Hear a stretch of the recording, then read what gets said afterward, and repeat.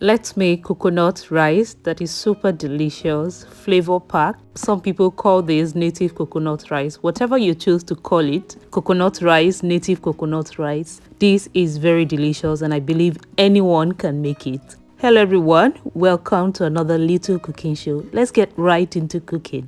For this recipe, I used 2 coconuts, medium-sized coconuts, and I will be cooking 4 cups of rice. So you want to cut your coconut into smaller pieces and blend with water. Blend very smooth. I used my rock power blender to blend this until it was smooth. I also will be needing some crayfish powder, so I blended the crayfish I had at home into powder. If you already have ground crayfish at home, there's no need to do this. I didn't have. Alright, done with that, I'll quickly extract the milk from the coconut I just blended using this sieve. I believe everyone can do this, so I don't want to waste time with that. Alright, let's move to adding vegetable oil, not too much, into a pot. Once it's well heated up, we'll add the chopped onions and allow it to fry until it's translucent. After that, we add chopped red scotch bonnet, that's atarodo, alongside chopped cayenne peppers.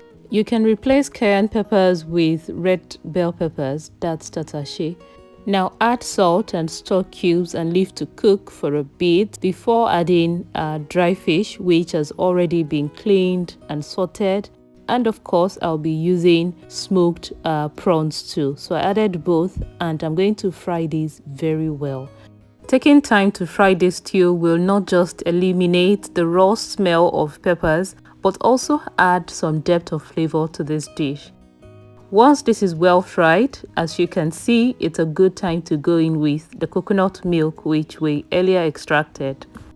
From the 2 medium-sized coconuts, I got about 1.5 liters coconut milk, and that's what I'm using for the 4 cups of rice.